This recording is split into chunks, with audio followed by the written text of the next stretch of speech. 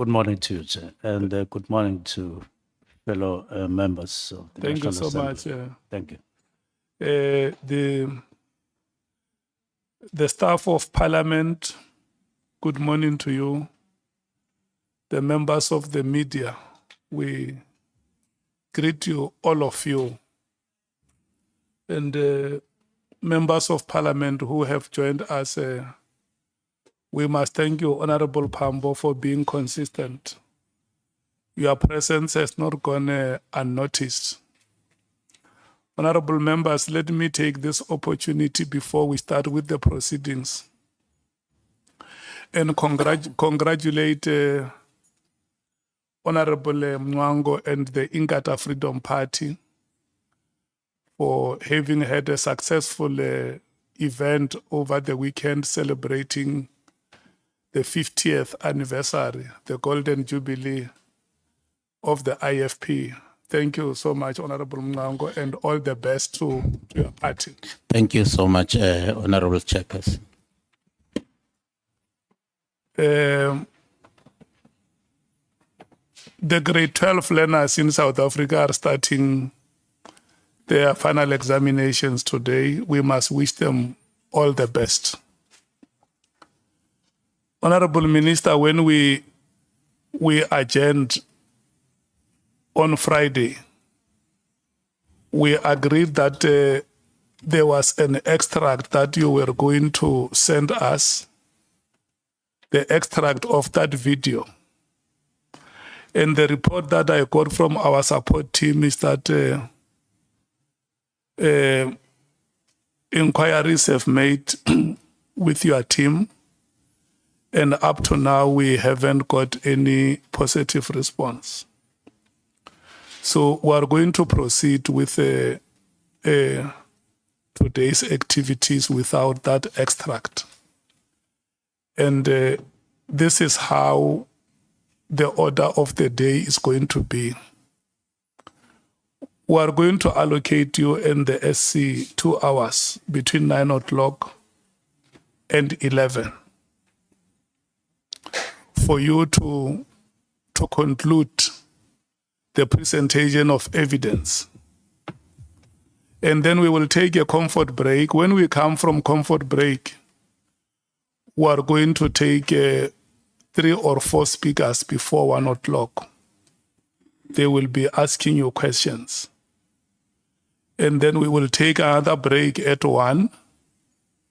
When we come back, we will take 2 or more speakers. Recording in progress. Which will take us from 2 o'clock until 16 hours. And then take another break. When we come back, we will run until 18 hours. We will break at 18 hours. And then when we come back, we run until 20 hours. At the time we break at 20 hours, we will make an assessment of the number of speakers that we would have taken today. And then if the number would be sufficient in the opinion of the chairperson, we can then decide to call it a day and finish the business tomorrow. But in the event the chair is not satisfied that a sufficient number of members has spoken, we may extend it until 22 hours, 23 hours, or 00 hours. So I just felt that I should state this so that we are clear, all of us, before the commencement of the proceedings, how we intend to run the activities of today. Thank you so much. With those remarks, Senior Counsel, the ball is in your court. Let's start rolling. Thank you so much. Thank you, Honourable Chair, Honourable Members, Minister Mchunu. Good morning. I think the one housekeeping matter you've already addressed, that's the question that was asked by Honourable Malema about the exact timestamp. in the audio recording which you provided on Friday, Minister. So hopefully you'll get that to us. That's the clip where you allege that General Mkhwanazi had threatened you or used threatening language, whichever. The other issue is that you have requested us to play a clip of the 5th of March Portfolio Committee meeting, where again, General Mkhwanazi had made allegations that you know Brown Mkhwanazi. Although I must say, Honourable Chair, that it's the transcript, the full transcript of what he alleged and your response is in the transcript, which is in bundle 4 at pages 22 to 162. But you had requested the exact clip, and we'll comply with it. Otherwise, Chair, if I may just in advance, well, firstly, apologize to the Minister that occasionally it might appear that me or Mr. Kilala, we're not paying attention to his responses, where we trying to exchange some documents. And today I think it's even worse with the little cramped space that we have. We also work together as a team, so occasionally she would either refresh my memory or ask me something. So it's no disrespect to you. I think it's from us being used to be in court, where you always tell the witness, you ask a question, and if you respond, look at the judge, don't look at me. And then in that time we might, but in this setting, we're looking directly across each other. So no disrespect is intended, Minister. So we appreciate your indulgence. We're going to deal with 4 topics in the time that we have available. Brown Mkhwanazi,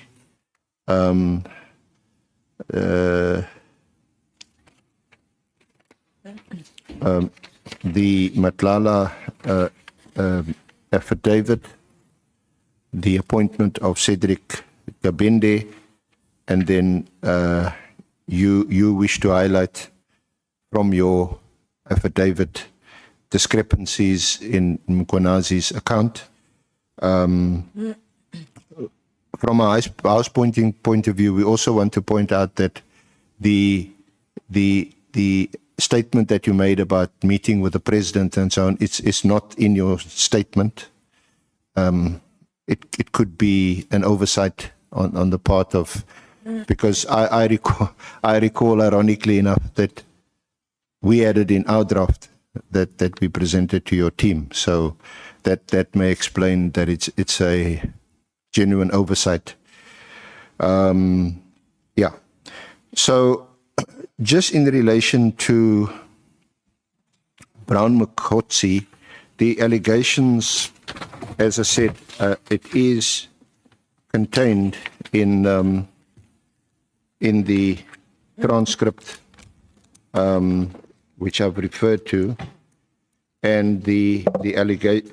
Or let me first ask you, because you've requested this, could we play the particular clip that you've requested to be played?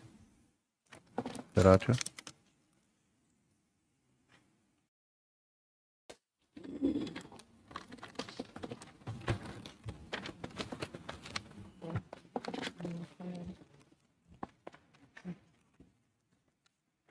I'm not playing Tracy.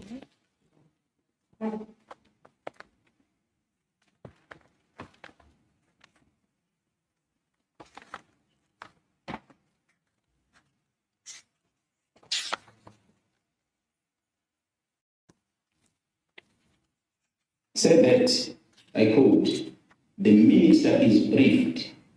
He has just arrived in Lusikisiki. You will recall, colleagues, that we had an incident in Lusikisiki, a mass murder that happened there. and the Minister of Police had gone visiting the families and that crime scene. So after this communication, the Provincial Commissioner called the Chief of Staff, Mr. Nkabinde, the Chief of Staff of the Minister of Police. Just one moment. I thought we would start with my comments on the 5th. Yes. On the 5th of June. Yeah, no, you're absolutely March. And right, then go to Minister. The first clip is the 5th of March before the Portfolio Committee. Maybe ask to start with Mkhwanazi.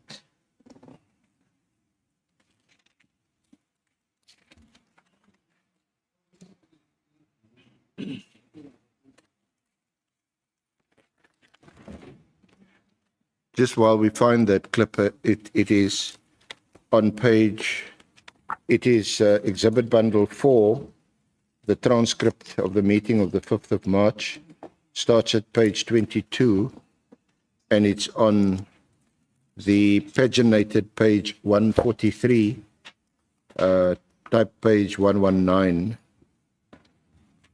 And this is when the Provincial Commissioner addresses the committee. His address starts at page 139. The reference to Brown Mkhwanazi is at page 143.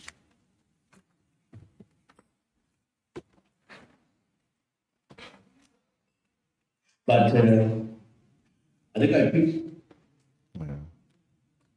up something that Provincial Commissioner was saying about some fellow.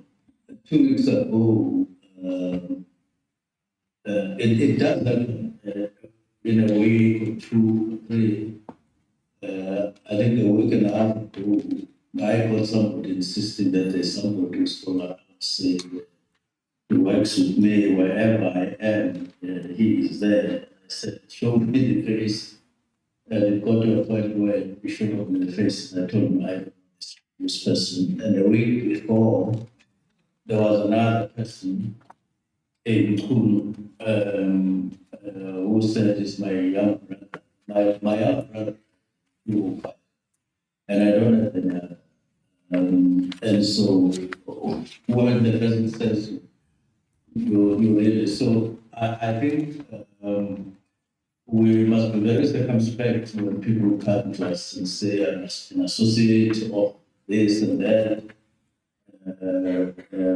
I'm not the person that Mkhwanazi referred to. I appreciate whatever they discussed, and then those things come out so that I understand who said what, where. So,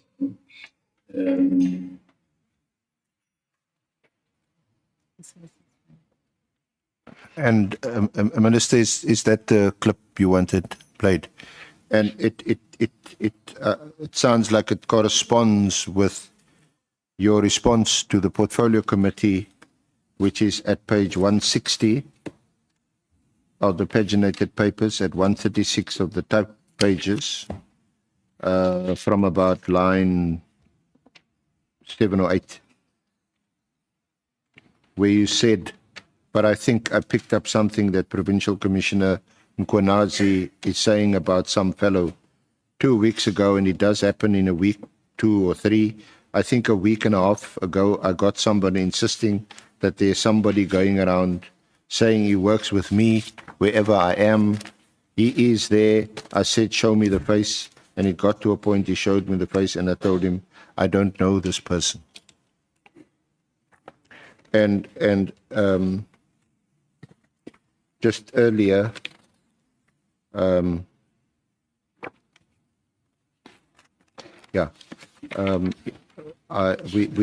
we've already referred to Mkhwanazi, who got a phone call.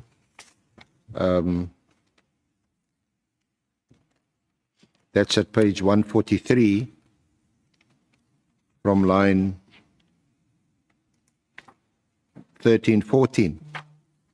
He said, this is Mkhwanazi, on 29 October, To be precise, I received a phone call, Chair, a phone call and a message that came from a gentleman who said to me he is a close associate of the Minister of the Police, and that is Mr. Brown. He referred to himself as Brown Mkhwanazi. This Mr. Brown Mkhwanazi, who had described himself as a close associate to the Minister, indicated to me, which made me believe that it is a close associate of the Minister, because he said to me he was joining the Minister of Police to visit the Lusikisiki massacre, and that happened last year, and because I did not trust him, I called the Chief of Staff to try and establish who is this gentleman. And the Chief of Staff did confirm to me that indeed he is a very person close to the Minister of Police. But what surprised me about this gentleman is that he then indicated to me on a message that he sent me when he said there is an internal attempt to discredit me through the defeating the ends of justice case. Anyway, the rest is not particularly relevant. Okay. So you also wanted to deal. You also wanted to deal with your responses, which is that you gave to the Ethics Committee. You recall that there was a complaint that was lodged by Honourable Member Schikkeling, which to the committee, and if you could just turn to Annexure SM2 at page 540, it's Annexure in Volume 2 to your witness statement. Do you have it in front of you there?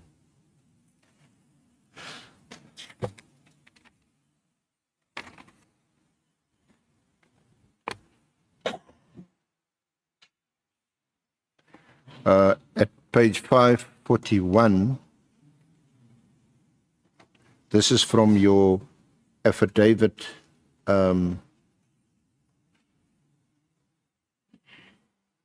in paragraph 8. You reference the exact time of the recording.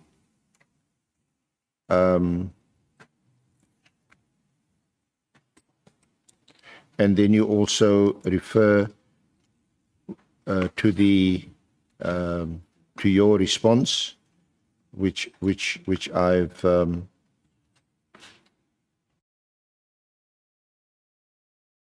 where you just to in the last sentence, I think we must be very circumspect when people come to us and say, I'm an associate of this and that. I'm no associate to the person that General Mkhwanazi referred to.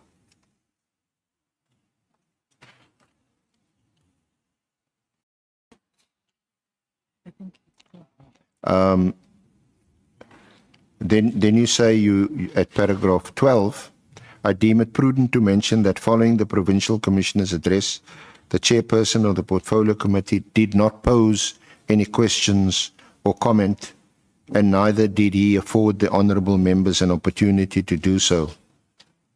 Had there been a direct question from any member asking me whether I know Mr. Brown Mkhwanazi, I would have answered in the affirmative.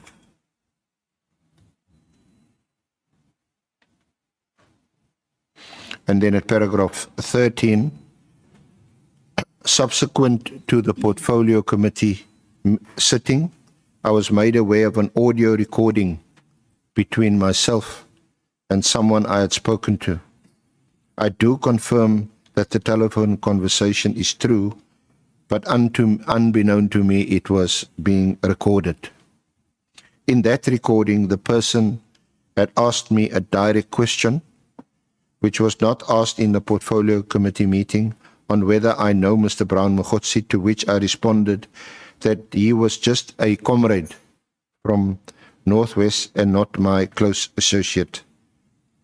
Further stating in isiZulu, and the translation loosely is, I do not smoke tobacco with him, emphasizing that he was not a close associate of mine. And then he said the recording is available on TikTok. I think there was an attempt to make it available, but he couldn't get the audio.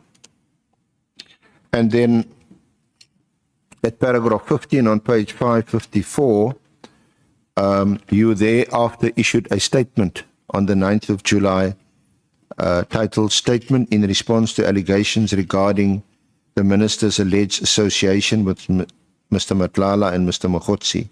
In that statement, I mentioned that I do know and have met Mr. Brown Mkhwanazi, but further mentioned that he is just a comrade and not an associate of mine. And then at paragraph 17, you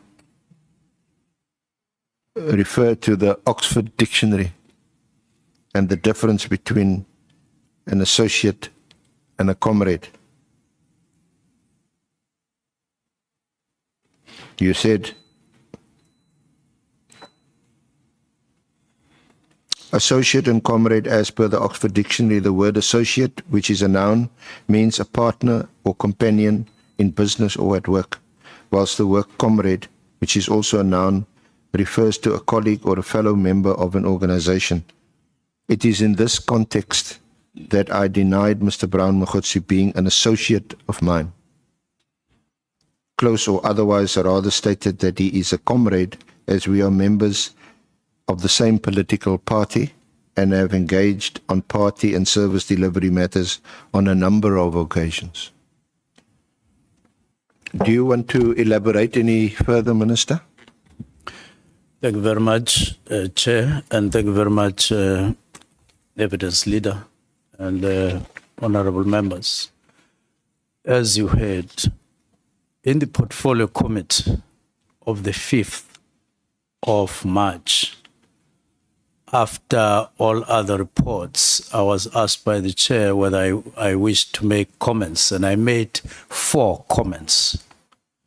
The first comment that I made says, I was approached by somebody who says there's somebody who goes around as per the clip, saying they work with me and they travel with me. And I asked to see the photo. In fact, we had a small conversation, after which I said, I wish I could see the fellow. And if he called, and then he showed me the photo. Now, I don't mention where this happened, and I don't mention who the person on the photo was, partly because with time constraints, and I wasn't necessarily, that was not the focus of the Portfolio Committee. So I was just relating a story, my story. So now that I'm here, I need to make it clear. The person that was on the photo was not Brown Mkhwanazi, even though I didn't say it that way in the Portfolio Committee, but it wasn't. That's why on looking at the photo, I say, I don't know this person, which is not Mkhwanazi, It's another person that I didn't know. So I say to the fellow showing me on his cell phone, I don't know this person. Because I thought they might have cloned a face of one of my staff members for one reason or the other. So I passed. That's my first comment. There is no way that that reference was a lie, because it was my story. I was sharing it with the Portfolio Committee, leading to somewhere. What is the second comment that I make? Second comment is that I tell another story, which is the second story of somebody phoning me while I was at work somewhere about somebody who is talking to people in Witbank, saying he's my younger brother. Then I say to that person, I don't have a younger brother in that context, because he perished in 2005. So deal with the fellow who is using my name, to that person that was talking to me. There's a second comment that I made. And there's no way it can be a lie, because I was talking about what had happened to me. And the third comment is then I make a caution to the Portfolio Committee to say we should be circumspect. That's the word, that's the term I used.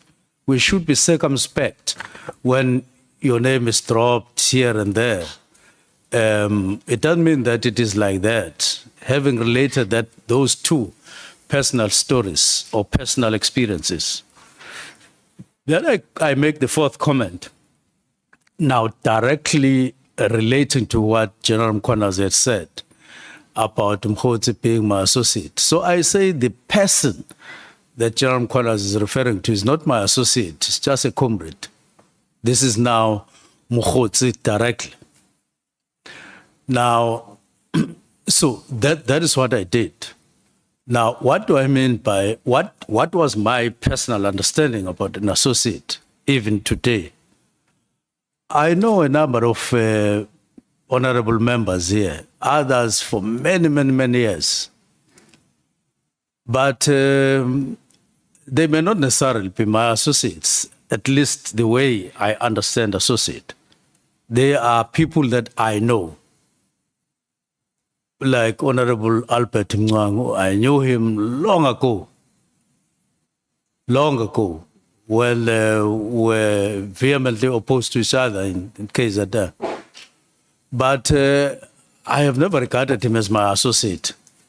It's just somebody I know.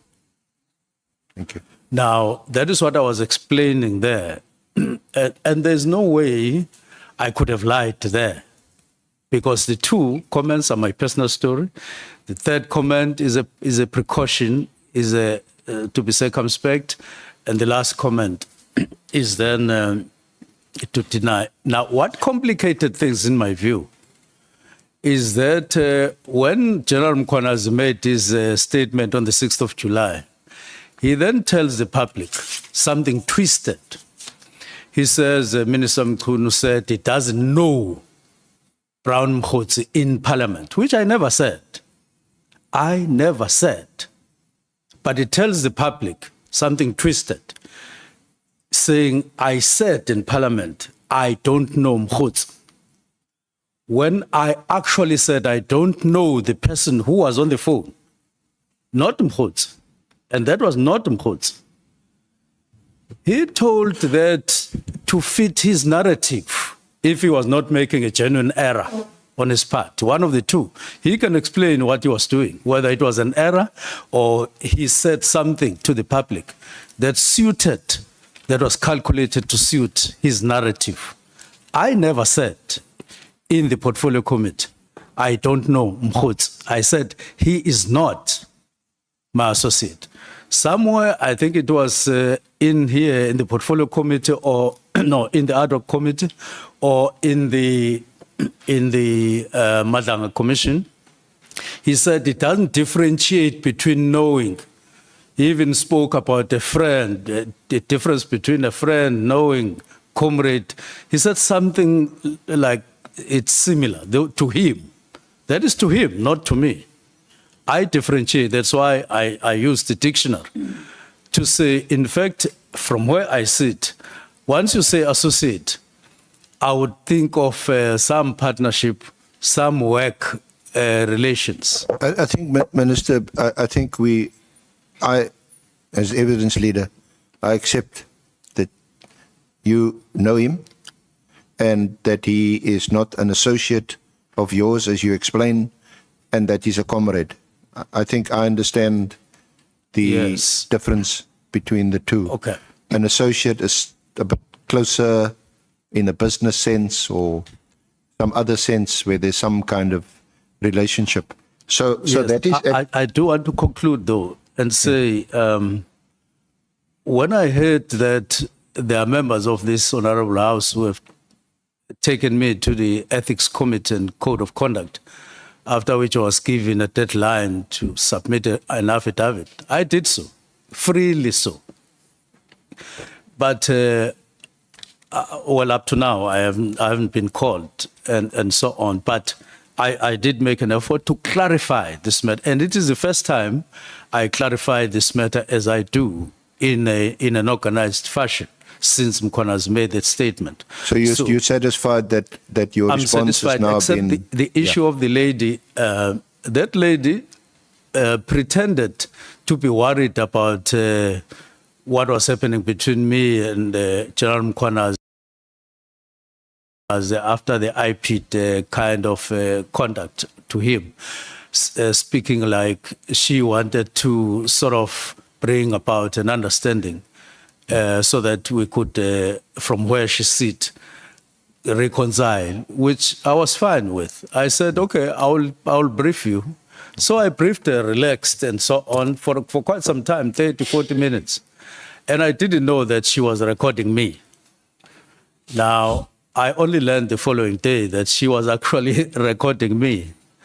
And then when I followed up, I realized that she was on a platform that is associated or is said to be administered by somebody who is a member of MKP, that is Mkhwanazi Party. So I thought this lady must have been a sniper of sorts, thinking that I would sort of say something that she would have needed. And I just, unknowing to me that she was recording, just stuck to what we were discussing until the end. But underline the fact that in the conversation between her and myself upon Bran Mkhwanazi, I do say Ang Peminai, not requested by her, out of volition. Explaining myself, I said, Ang Peminai, and this is Zulu, when you say Ang Peminai, you mean you are not close. It's known by everybody that in this is when you say I am Peminai. So, Mr. Minister... You are not an associate. That's what I need to explain. Honourable Minister, can we just move a bit forward? We have a limited time. But I just want to be satisfied that you said about Mkhwanazi. So for how long have you known Mkhwanazi? Since 2017. 2017. And you know him as a comrade who's in the same political party? Only. I in the period, I've never asked him whether he's married or not. I've never gone to his home. I've never gone to look at soccer or restaurant. I've never inquired about his personal life, whether he's employed or not employed, because we just occasionally talk about this and that. Thank you. So, can I just put something to you, which comes from one of the other witnesses who will testify? It is, I suppose, legally speaking, double hearsay, but this is your platform. This is an opportunity for you to respond to it, and the witness who will be called will also be questioned about it. But this witness says that he was told that you had met, that you, Mkhwanazi, and Vusi Matlala had met, and that Matlala was also sponsoring your son. Apparently you have, what's it called? A trust or something. Okay. So, excuse me, Mr. No, but apparently the evidence will be that you had met with Mkhwanazi and Matlala. Have you ever met with them in together in one room on one occasion? Never. I've never met Matlala alone. I've never met him in the company of Mkhwanazi, and possibly in any other capacity. He's not somebody that I know. He's not somebody that I've spoken to, directly or indirectly. He's not somebody that I've had anything to do with Matlala. So I don't know him. Oh, yeah. So, Minister, if I may just turn to, can I take you to Exhibit Bundle 3, EB 7, that is an extract of the WhatsApps that we sourced from the Matlanga Commission. These are extracts from their WhatsApp bundle.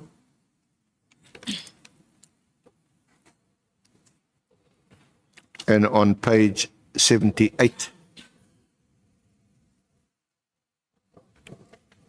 at the bottom, there appears to be, these are WhatsApp from Mkhwanazi.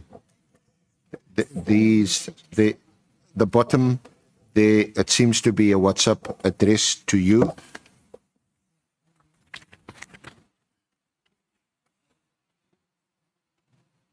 And then on page 78, this appears to be addressed to you.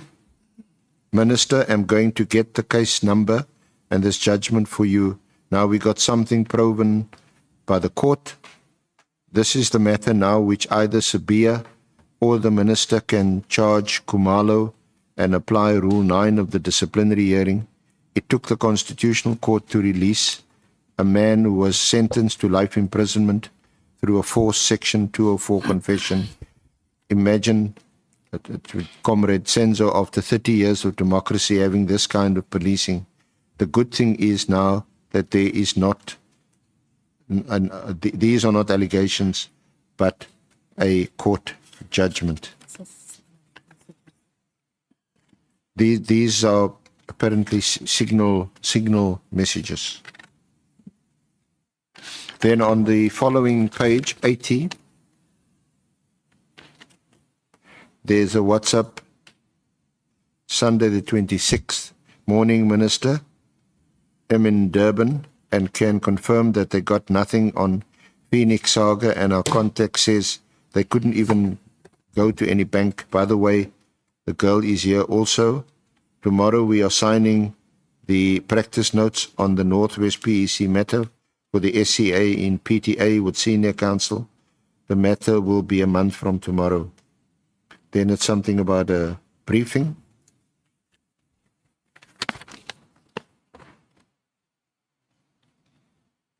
Any other? Yeah. So Minister, those appear to be addressed to you and your comment, please. Yes.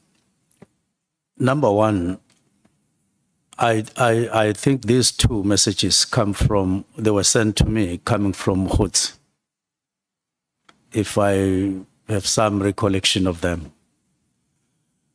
Now, I wouldn't have responded to both, and I think I never responded to both, simply because I didn't quite understand what he was referring to in the first one, talking about judgment and all of those. And it wasn't, it wouldn't have been for the first time that Mkhwanazi would send to you something that you wouldn't understand unless you sat down. And so he sent that, and I looked at that, and I didn't have quite a good understanding of what he was talking about. But I didn't inquire, I didn't follow up. I took it as one of the messages that he would send to you, and you would know what they are referring to. On the second one, although you have made them disappear, first message, I do remember, well, that those messages that he sent to me, I think I do have a recollection of me receiving them. But I didn't know what he was referring to in those messages either. If you could play them again, just to see message 1, 2, 3, I had no collection of what he was talking about. And I don't think I went back to him to inquire, what is it? What is this thing that you are talking about? It's the same as the message that was referred to by General Mkhwanazi of Mkhwanazi, talking about me arriving in Lusikisiki, because I had not informed Mkhwanazi, and I don't think there's any staff member who had informed him. And when General Mkhwanazi made mention of this, I thought that somewhere Brown Mkhwanazi must have been sitting at home, looking at TV, seeing me alighting from the car because it was played live, and he types a message to General Mkhwanazi to say, "Minister is arriving," and General Mkhwanazi thinks that he is in Lusikisiki. I don't remember whatsoever. So, Mkhwanazi seeing him in Lusikisiki, and I wouldn't have known what he was there for. Okay. But TV, I mean, can be played, and we can research that to see if there was any face of it was a very serious matter, and they would have been seen somewhere by somebody that Ufunani Mkhwanazi and so on. So he must have been typing this thing sitting at home somewhere, minister is arriving, which was seen by everybody in the public. And a notice had been given the previous day that I would be in Lusikisiki, and it went to public. And so he must have been doing, because I've sort of concluded afterwards that he's quite a bit crafty. In somehow sorry, Minister, sorry to interrupt you. I need to just move a bit. So you confirmed that you did get this message from if I recall very well, yeah. To the best of my ability, yes. Do you have Mkhwanazi's number on your phone? Yes, I do. So when he messaged you, you would... Yes, I would see that it's Mkhwanazi. This message comes from Mkhwanazi. And I think I do remember these ones. But I didn't know. This is I'm not so clued up about this, but this is apparently on Signal. Pardon? This is on Signal.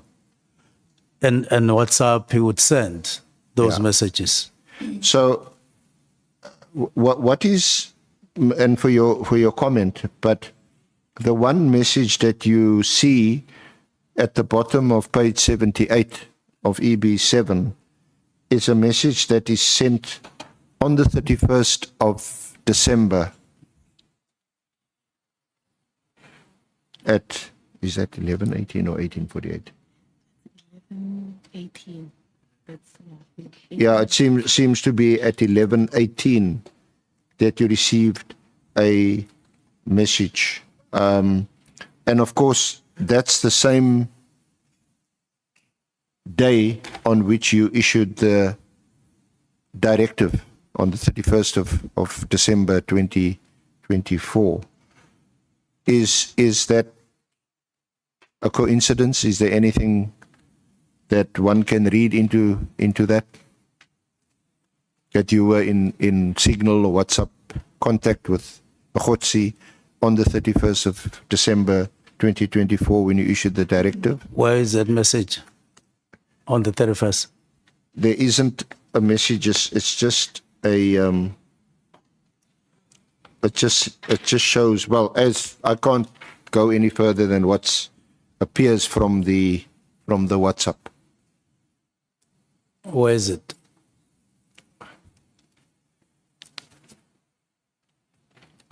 So maybe my question is this, and if you can also confirm it, that on the 31st of December 2024, I don't you received remember.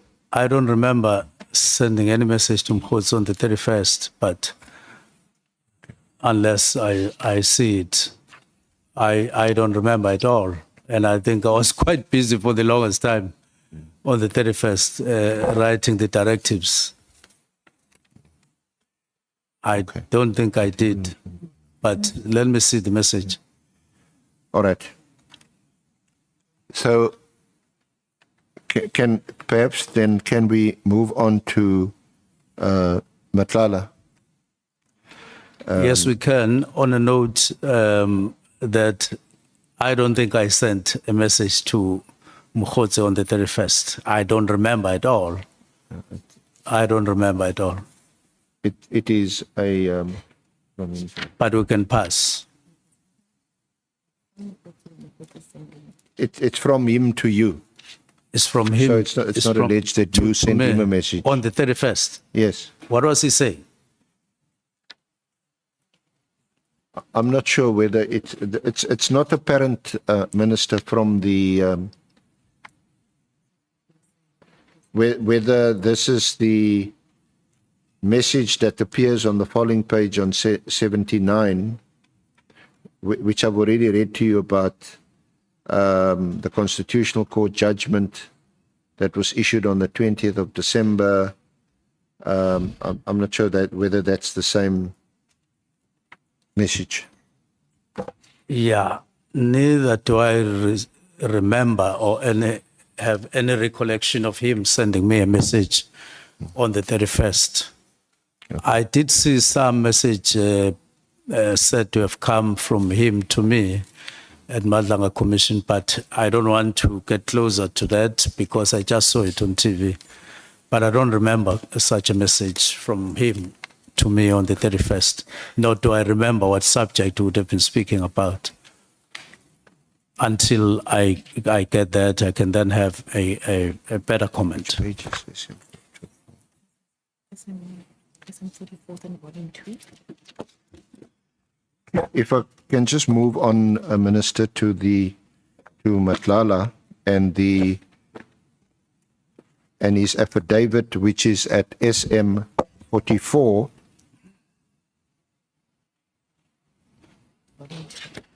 It's in volume 2. It's an affidavit that is deposed to by Vusimusi Matlala. It's date stamped the 22nd of September of this year, 2025, and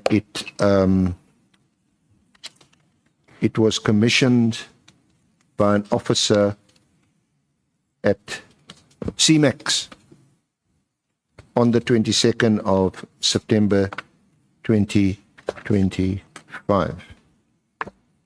So, can I start by asking, how did you obtain this affidavit from a person who is being kept at CMEX? And I think colloquially, we all associate CMEX with high security and persons who are detained there because of its high risk, high security. Would I be correct more or less in that understanding? That CMEX is not just your ordinary prison like a Polsmo or Drakenstein. It's high security. So how did you obtain this affidavit from him? I got this affidavit from my lawyers. And they said they had a chat with Matlala's lawyers at their level, in their own time, their own way. And then they gave me documents that they said they received from Matlala's lawyers. How they any other thing happened, I don't have the knowledge, but I do know that my lawyers did give me the statement a couple of days or so ago to say they have this kind of a document. So was the sole purpose of obtaining this affidavit, or procuring an affidavit from Mr. Matlala, that he denies knowing you? On several occasions since I started preparing, I have been emphasizing to my lawyers that I don't know Matlala. I repeated that and I said to them, my lawyers, I'm not fooling you. I'm not playing any game with you. I am honestly saying to you, I have never met Matlala. I have never seen him in my naked eye. I have never had a talk directly or indirectly with him.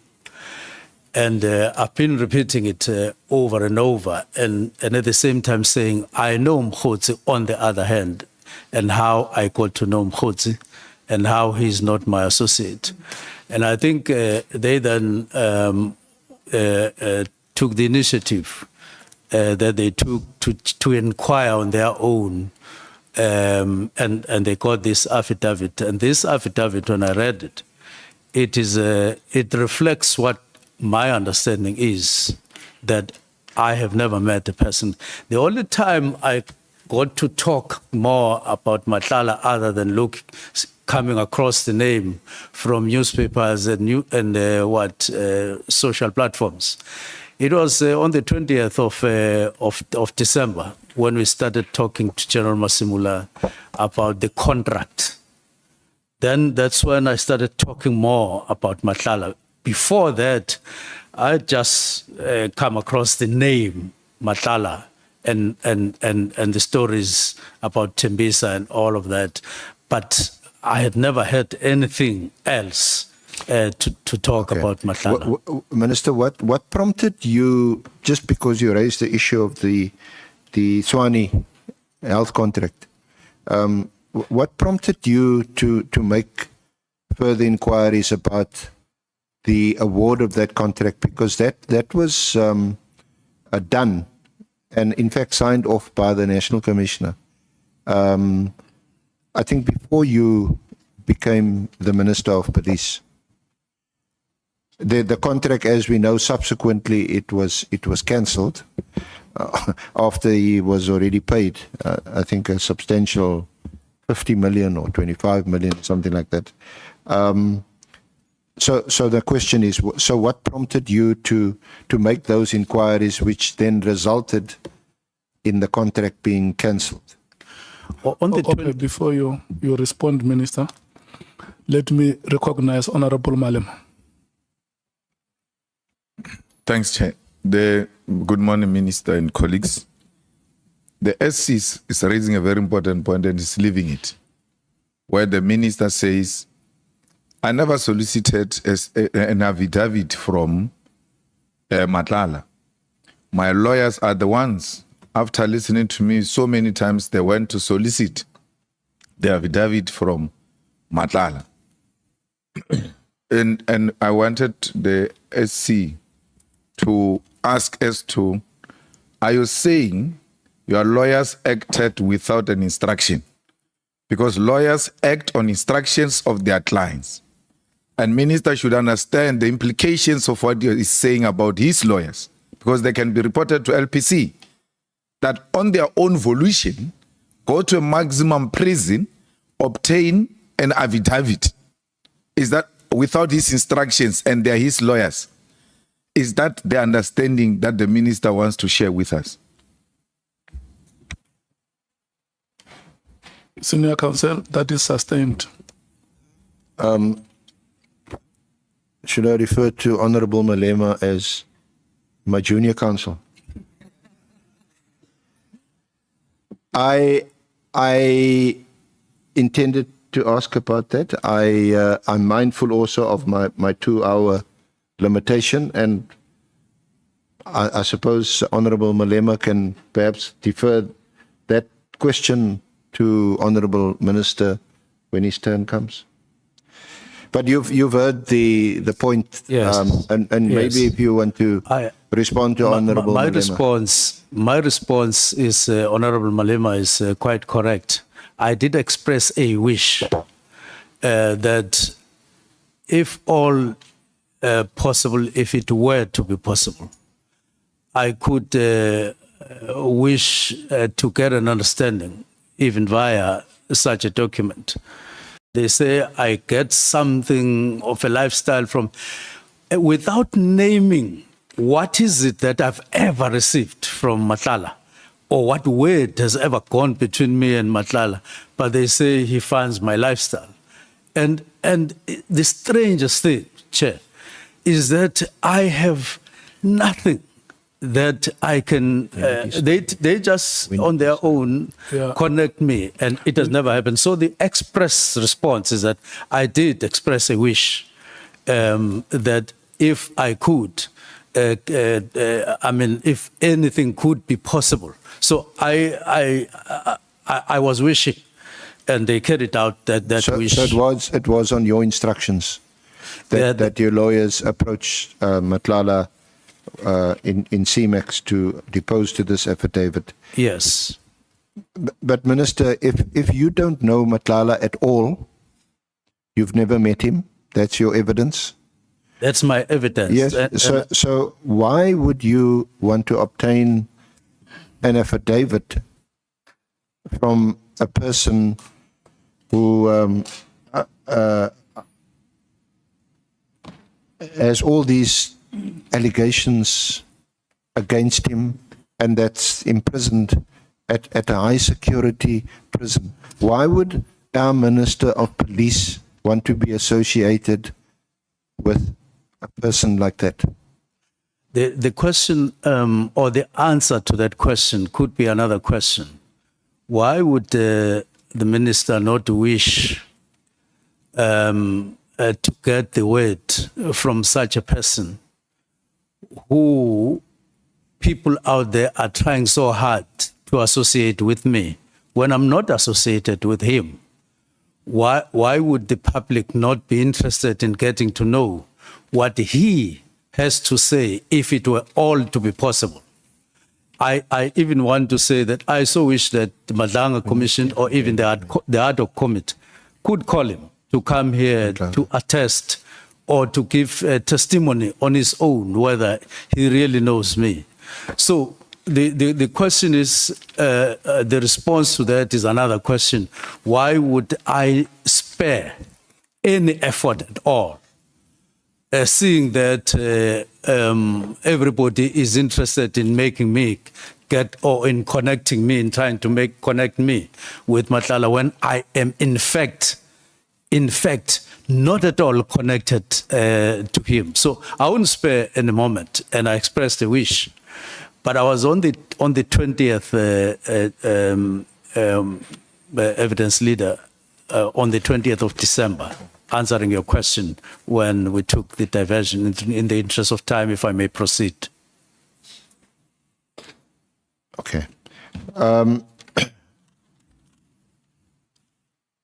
Can I just also for the record, Honourable Chair, Honourable Members, and Minister Mchunu, that when I earlier referenced that the National Commissioner had by then signed the Swani contract, it was in fact just signed by someone in supply chain, but the contract itself was signed in June of 2024.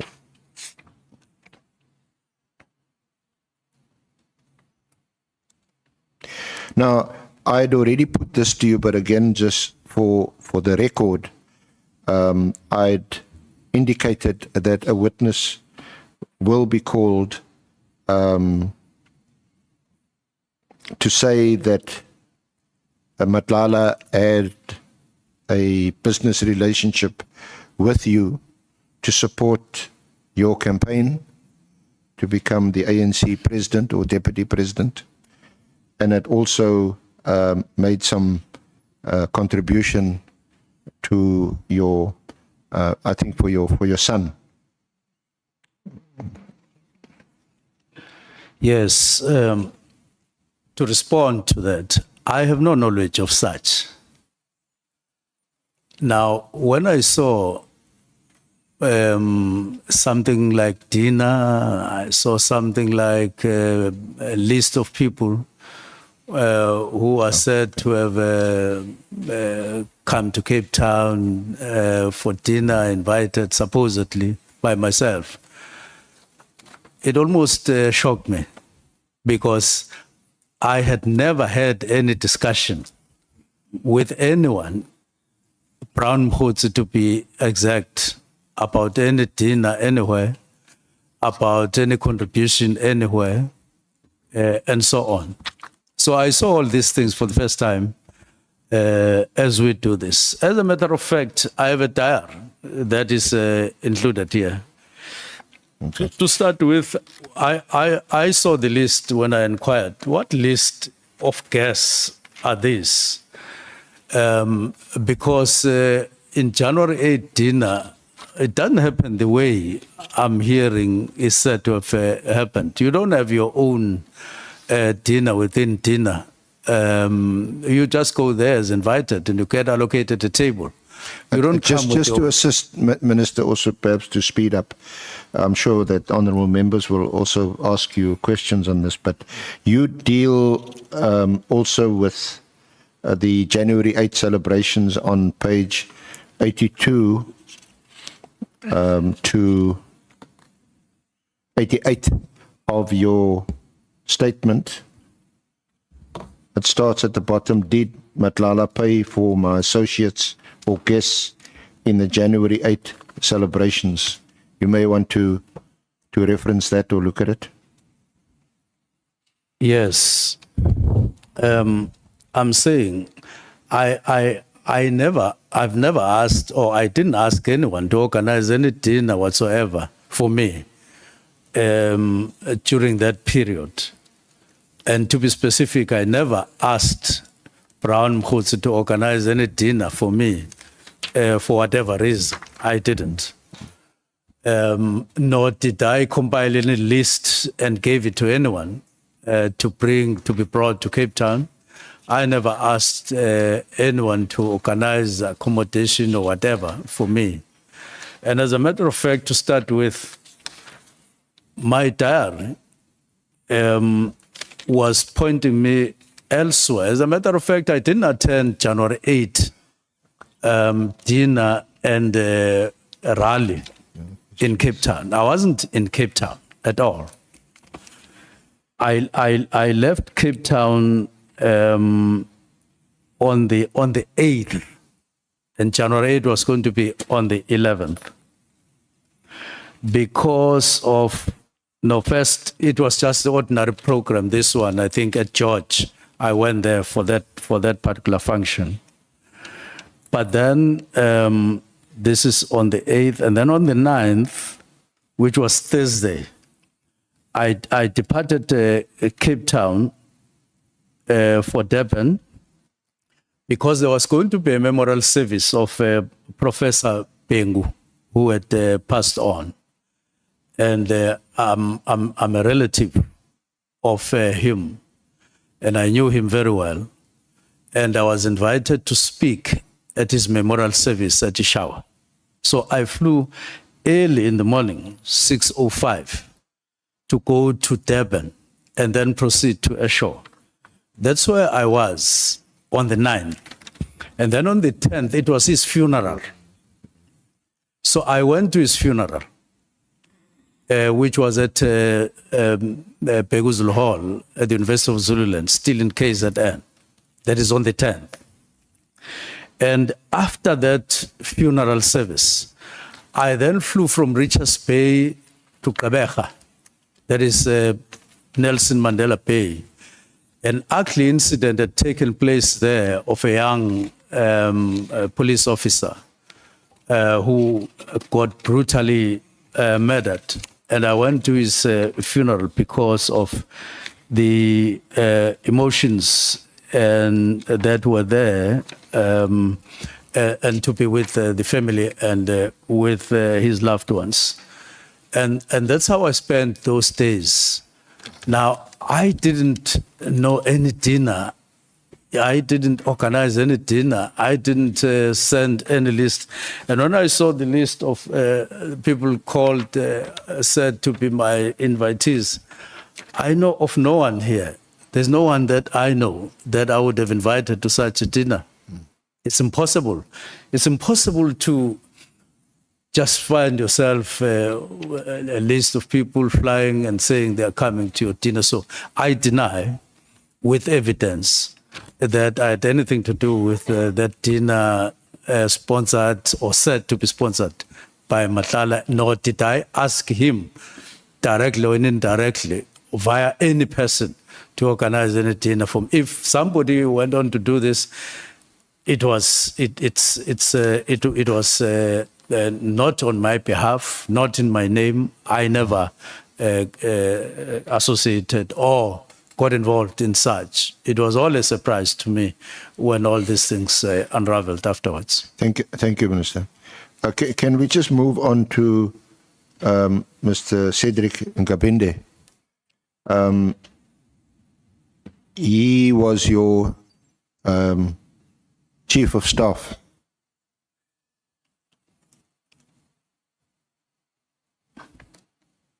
before his appointment as Chief of Staff, did you know him? Who is that? Kabinde, Cedric Kabinde. Yes, I know Nkabinde. So when did you first meet him, or for how long do you know him? The first time I met Nkabinde, it was because I had written a letter, this letter. I don't know whether the legal team did include it for your reference. It was written, this letter was written in 2017, 29 May 2017. It was written by me to IPIT. Yeah, sorry, just Honorable Chair, Honorable Members, it is an exhibit to bundle 6. Unfortunately, the bundle, well, the pages are not paginated, but it's about the 4th page. Yes. Where it says read. this is this is addressed, this is dated 29 May 2017. Yes. It's addressed to IPID, Independent Police Investigating Directorate, and it's about complaint against police regarding investigation on the murder of Xolani Nkosi, and it was written by you. Yes, it's written by me. Yeah. Yes. If I could elaborate. How I got to know Nkabinde, it was as a result of this letter. And I want to emphasize that I heard General Mkhwanazi talking about the visit to my home by Robert McBride, who was head of IP, together with Nkabinde. Indeed, that incident did take place, but not the way he was relating it to the public, because he spoke about them flying a long way to Durban and then driving a long way to Mpangeni as if it was leisure and as if it was some So is this in 2017? In 2017. When McBride and Kabinde, who's also with IPID, when they were with IPID. And yes. Yeah, they come to your house, to your home. Yes, at Mpangeni. And after receiving this letter. Yeah, and was that after you were no longer the Premier of KZN? No, I was no longer. Okay. So they visit you in 2017 at your home? Yes. Is it in connection with this, with your complaint? Yes. That you lodged with IPID? Yes. Because there was some allegation or some insinuation that Yes. you were somehow involved with the death of Xolani. Yes. And Xolani was your one of your bodyguards. He was my staff, not really my close bodyguard, but he was part of the security team that he would advance where I go and check, and then he got murdered at some point, and I wasn't there around Mpangeni. I was working in Ladysmith when I heard it was in the evening that he had been murdered. It was around 8. So that was the first time you met Nkabinde? That was the first time I met Nkabinde, and then I explained my matter, the basis of this letter, to McBride, Robert McBride. Yeah. And after we discussed the basis of this letter and everything I was complaining about, Robert McBride allocated Nkabinde to deal with the case. He said, take his details, take whatever, remain in contact. He will give you feedback on your matter. And that is what exactly happened. I maintained contact with Nkabinde. He gave me feedback in terms of what was happening. Now, the real thing that was happening is not what was insinuated in what General Mkhwanazi was saying. This was a grave matter where I believed I was unjustifiably being pursued by the Hawks, following this incident, because the Director of Prosecutions in KZN had actually advanced 7 reasons why there wouldn't be any prosecution where I got to be associated very strangely. Who was the KZN DPP at the time that cleared you? I can't recall the name and surname, but following this incident, to give you some clarity, this incident at Mbangen, I followed up the matter as to where police were on the matter, and then I heard that it is now with some units in a Teguini police unit that were investigating it, and I was satisfied with that. And then after that, I then followed up again. Then I heard that there was a rumor in KZN that I was a suspect myself in the matter of Xolani. Xolani comes from... So did you lodge or file your complaint with IPID before you heard that you were now also a suspect, or was it afterwards? No, it was after. Afterwards. Yes. I heard that I was a suspect. And this got the family very worried and myself very worried.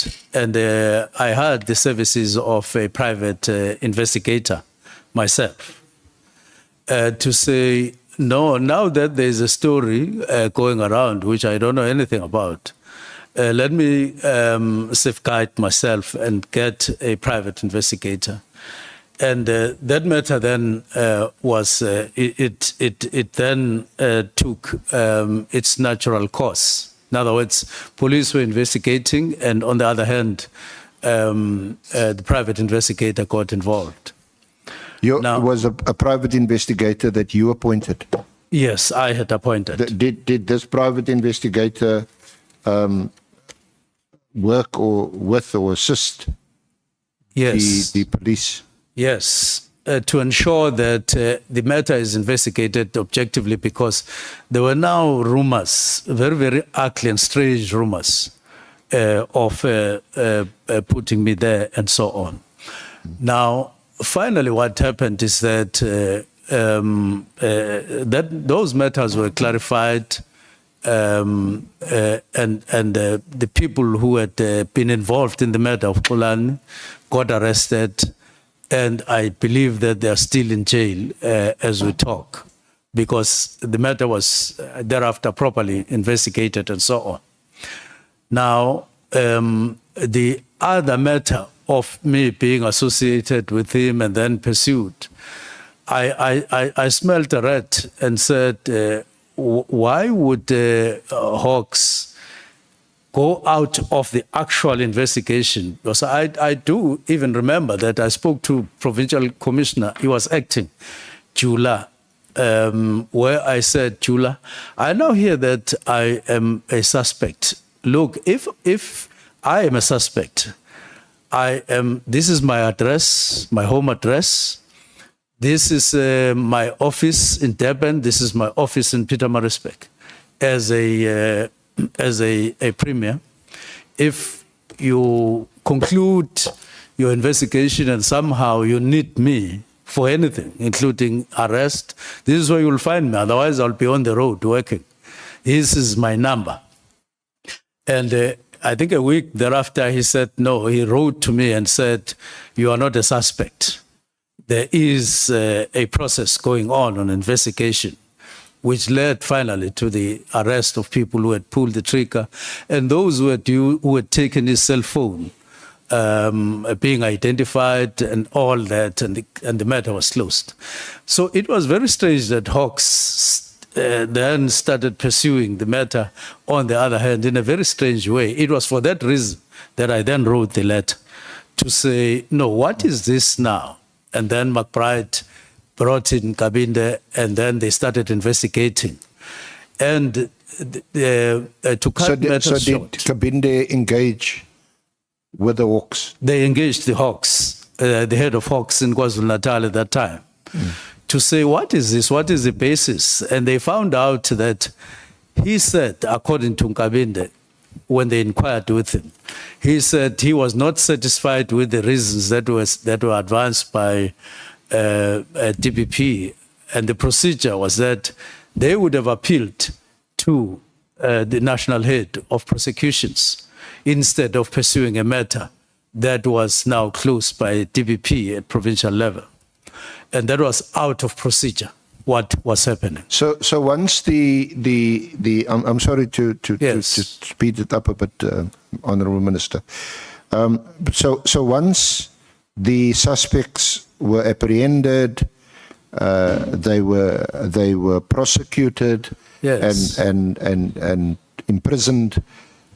What happened, or what was your relationship with Nkabinde? He's now working for IPID. Yes. That issue has now been resolved. So just fast forward a bit. What did you continue to have a relationship? Did it strengthen with Nkabinde? Did it become personal? Just tell us a bit about that. It was now very loose and very relaxed, not pursuing anything, because I was now satisfied. I need to have mentioned that what I said to Chula was that you can pursue me if you feel I'm a suspect, but don't lose sight of somebody whose hands are with Xolani's blood, and there's evidence to that effect. Or you rather do both. Yeah. And I put that very strongly. And that led to that person being prosecuted and so on. But So Minister, with Kabinde, it was now very loose. It would be just a call here and there, not for anything. I just appreciated the way they had done the job. Now we heard this actually from Lieutenant General Mkhwanazi, that Nkabinde then left the IPID. I'm not sure whether it was a termination, a resignation, or a dismissal, but he left Yes. IPID. Yes. I think he had a fallout allegedly with McBride, Yes. and he left IPID. He was unemployed for a while, and then Mkhwanazi found him a job with a security firm. I don't know if you're able to comment on that or how much you know about it. If you don't have to comment on it. But yeah, so during this period that I'm referring to, do you still have a relationship with Nkabinde? Do you still know him? Do you still interact with him? Now, when I called Cedric in terms of the vacancy as Chief of Staff, to say he may submit a application if he so wishes for the panel that would interview them. I did check some detail on the profile, and actually, after I spoke to him, it is not exactly as John Mkhwanazi puts it. Cedric spoke to me that all the reasons why he had to leave IPID and circumstances thereof. After that, he got employed by the bank in their forensics department and so on. And he told me that General Mkhwanazi actually knows that Cedric got employed in the bank because he would invite General Mkhwanazi to functions of the bank because they were close, and he would attend. So he knows beyond any doubt that he got employed. So he found it strange that he is said to have been unemployed. Yeah, they were. I'm not sure what the position he is currently, but they were friends. They were close. They were. That's Yes. how we hear about these phone calls between Mkhwanazi and Nkabinde. So, Well, I'm not let's sure. just fast forward a bit. This position of Chief of Staff. Yes. What was it? Is it an advertised position? No. What are the qualifications you need to have to be a Chief of Staff of a minister in government? Now, there is something called ministerial handbook. What happens is that when you recruit staff, you've got to look at the ministerial book and what it says about each position, and then you contact people that you think are possible candidates, and they get to a panel set up by the department that you are working for, and they get interviewed. I know this in detail because I was once Minister of Public Service and Administration, and I made sure that I introduce improvements that are in place today in terms of recruitment, so that you don't recruit anyone just because you love them or because they are associated with you or they are your relatives. We prescribed certain qualifications, because if you're chief of staff, you are actually a chief director. So it can't be that you get there because you are related to the current minister. You must possess, because you get a salary paid for by the public, you must be seen to be meeting certain criteria. So he had to meet the had to criteria meet- qualifications for a chief director together with in the other public people. in Yes, the public service. Definitely. And that position is advertised. No, that No? that position is not advertised. It just gets proceeded with internally. Because I'm asking because you mentioned something about a panel. Maybe I got it wrong. Yes, I heard wrong. Yes, it gets processed by the department itself internally. That there's you are supposed to have such a number of staff members, and we are ready with the panel. You can give us names and so on, including internally. People get to know inside the department that. So how does the panel get these names? Is it an internal? It's an internal arrangement that you give them names of people, but other people get to know that there's a post internally within that department, and they apply. But it is a risk thing in the sense that when anyone who works with you, who agrees to work with you, has their term attached to your term. So being minister, you get appointed, but at some point you get appointed, you know that you will get disappointed at some point. And when they come, they know that they will be Appointed and then you get disappointed together with you. disappointed. Yes. So you can't easily leave a permanent post only to be disappointed the following week or so. No, I just want to understand, how did Nkabindi's name get into the mix? If this was an internal process, how did his name get? It's an internal process. Did you put forward his name?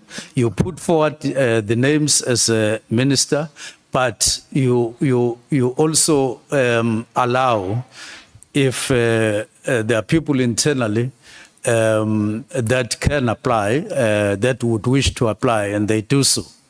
And so they therefore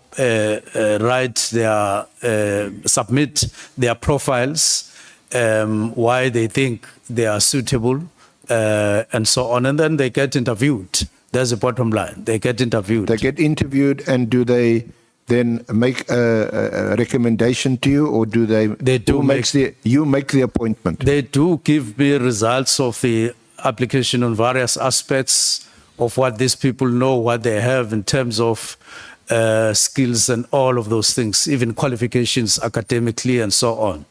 And then you say, look, I would rather take so and so. And looking at compliance and all of those matters. And those records, would one be able to access them? Would they be available? They get kept by the department. Okay. They get kept by the department. So from the list of names, how many names did you get? Well, it is in accordance with the establishment for your support as minister, as prescribed by the ministerial handbook. They allocated a specific number. So it's a limited number. On what basis or for what reason did you prefer Nkabinde as chief of staff? Is it because of your relationship with him, which started in 2017 when he was working for IPID? That is one factor, but the other factor is compliance. His educational qualifications, his experience, which is related to police. I had a chief of staff, but when I came to police, I realized that, look, I would benefit from somebody who has background. This is a large department, it's a police department. I would benefit if I were to get somebody who has some understanding of how police work and so on. And I found that he met those criteria. But as a minister, when you do so, you also need somebody who you think you can trust, and so on, somebody you have some background with.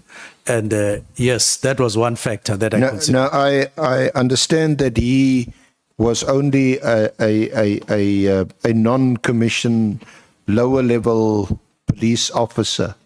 He had no senior police experience. The post of chief of staff didn't require that I look for somebody who must have been a brigadier or must have been a general or something like that, because there was no such prescription. Prescription is there. That a person must have a certain level of qualifications, and he met those qualifications with a degree in policing and all of that. And so the level is not necessarily prescribed. Actually, you can even get somebody who has no background of policing, but I needed somebody. I thought I needed somebody who had some background of policing, because I was all of a sudden appointed there, and therefore I needed that kind of leverage. And I suppose the other maybe unwritten criteria or qualification, or rather criteria, is you need to appoint someone that you can trust. You definitely need somebody, especially chief of staff. Yes, that you have a certain level of trust with. But at the same time, you can trust a person, but only to find that they have no related experience, nor do they have qualifications. And therefore, it's quite a number of factors that you have to consider when doing so. I also asked because there is a WhatsApp which I'll find, or ask to find, where I think it's Mkhwanazi or Matlala, they say that they're looking for your number, and then it says that they should ask Nkabinde for your number. Are you aware of it? Do you want to comment on it? Not. Or would this be the usual protocol? If I want your number, Honourable Minister, do I have to go through your Chief of Staff to get your number? Now, I'm not sure I'm aware of that, but in case it happened, it wouldn't have been something that would have happened for the first time. They phone PAs, they even phone other people that I work with looking for the number. It depends on who the person who wants my contact gets to know or to get to contact. It's not just the chief of staff only, but they also do talk to other people that I work with. In some cases, they even talk to my wife wanting my numbers. But that's at a very personal level, isn't it? Well, not when it comes not to necessarily. work or business relationships. You lose quite a chunk of your private life. They would phone her on something related to my work, wanting an appointment or something like that. Even my children, in some cases, they phone them and they say, give me your number, only to find that it's something related to work. A person requires an appointment with me for some reason or the other. It happens. But Minister, of course, it's in this context, because Yes. I'm sure you'd be concerned about it. I mean, it's in the context of, you've heard various allegations about Mkhwanazi and Matlala. It's in that context that there's reference to him and that he'll provide your number. Is that appropriate? Is that a satisfactory state of affairs? Now, I don't know what Senior Counsel is talking about, because I haven't come across it where the two would have wanted my number from Chief of Staff, but if it did happen, I'm just wondering what they would have wanted that number for and when and all of that. But as I indicated earlier, I indicated that I started interacting with the name Matlala, not him, after the 20th of November. So if they were looking for my number after the 20th via the Chief of Staff, it could have been something to do with that issue. But even there, I would still, wonder what it was all about. Okay. All right. Yes. Thank you. Then you, I'm moving on from Nkabinde now. Yes. You wanted to reference some, what you call discrepancies in Mkhwanazi's account, and it's in your statement at page 33. Yes. I wanted to touch on those briefly, on those discrepancies. Which bangle? Page? No, not 33. It's page, it's 24, sorry. Page 24 to 33. 24, there's a subheading, discrepancies in Lieutenant General Mkhwanazi's accounts. And it goes to page 33. Yes, I'm trying. You want to address that? I'm trying to get some assistance to get to those. Oh, yes. Yes. Well, I wouldn't want to take a lot of time, seeing that we don't have as much time. I'll just make a few references where I came across very, very, very concerning discrepancies. I've already pointed at one discrepancy in relation to what I said in Parliament on the 5th of March, and related to what he said on the 6th of March. And that there's a yawning discrepancy, very disturbing discrepancy between the two. But the ones that I want to talk about here is one is where General Mkhwanazi is continuously referring to, in his affidavits, to the National Political Killings Task Team as a KwaZulu-Natal political killings task team. The actual official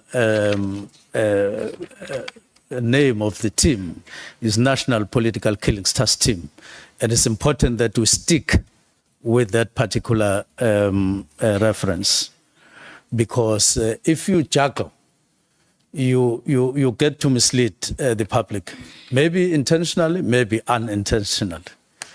Number two, on the 6th, at the media briefing that he did, asserted that the National Political Killings Task Team had been disbanded as a result of my directive of the 31st of December 2024 letter.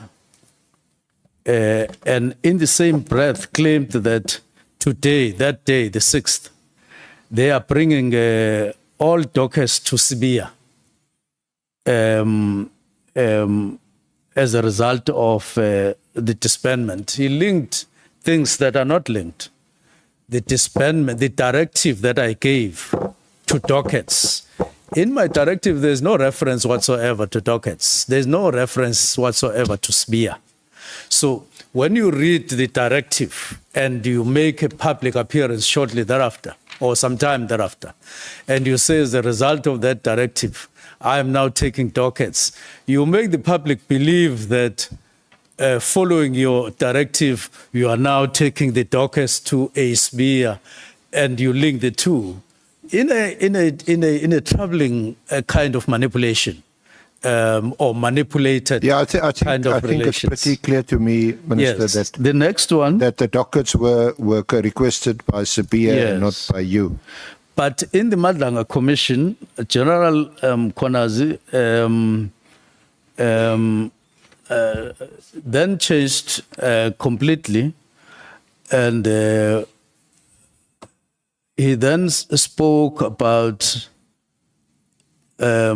acknowledging the continuing operations of a National Political Killings Task Team, notwithstanding my disbandment. He did say expressly that work is continue to operate even in 2025. That's what he was saying. So quite worrying discrepancy as a result. The next one, before Madlanga Commission, General Mkhwanazi suggested that Parliament had failed to act after his 5th March appearance before the SAPS Portfolio Committee, including that Parliament had been confronted with the same WhatsApp and proof of payment evidence that he had publicly alleged.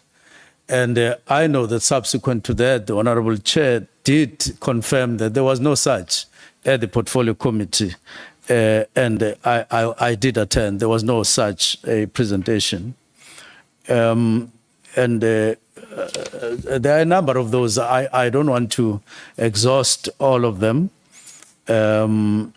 But also somewhere in point 66, during the Ad-hoc committee hearings on 9 October, the honorable members, yes, that's what I'm saying, the chair of the portfolio committee did deny all these things being presented, including any commentary from SAPS, because in that meeting, SAPS never raised any concern whatsoever about the disbandment. They just presented compliance and so on.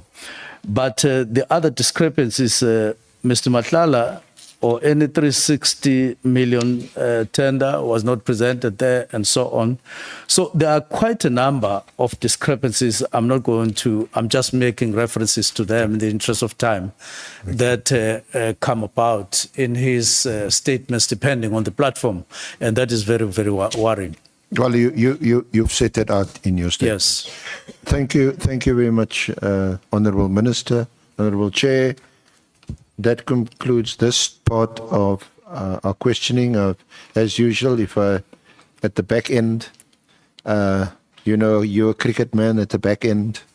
If I can get the opportunity of asking a few more questions, depending obviously how it goes with the honourable members' questioning of the Minister. Thank you very much, Minister. Yeah, Minister and SC, thank you so much.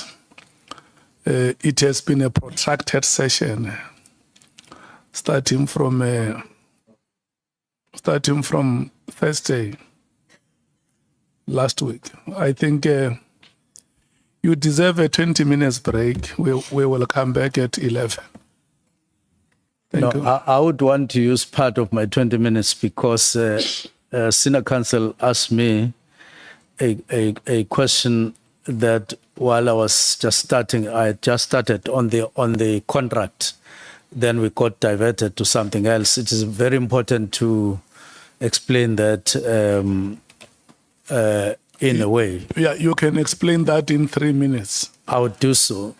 Yeah, we must break at 20 minutes before. Yes, I'll take 1 minute to add another contrast. Yeah. On the 6th of July, General Mkhwanazi made an allegation to the public that I was guilty for interfering on police operations and on protecting syndicates and all of those. But when he was confronted by one member of the Ad-hoc committee in the Portfolio Committee, he publicly said, I quote, I wouldn't say corrupt per se, but on the 6th, he told the public that I'm corrupt. Public. That's why I was saying the other time, I'm like wearing his allegations and smelling his allegations. Then he tells the public that no, I wouldn't say corrupt per se, and so on. A police officer can't talk like that. A police officer must say, this person is corrupt, here is my evidence. He can't become a politician per se, although chair members, because of what has happened, who are now looking at the trust. You would have looked for the trust and for any other thing and put it on the table and then go to the TV rather than going to TV first. And then you come back, you say, I'm looking for this. Otherwise, all of us would be guilty on a daily basis if police officers in South Africa just go to TV and say, you are corrupt, but I'm looking for evidence. I'm looking for this and that and so on. That's the first thing. Very, very worrying contrast if we could have high-ranking officers working like that in the Republic. But let me go for this.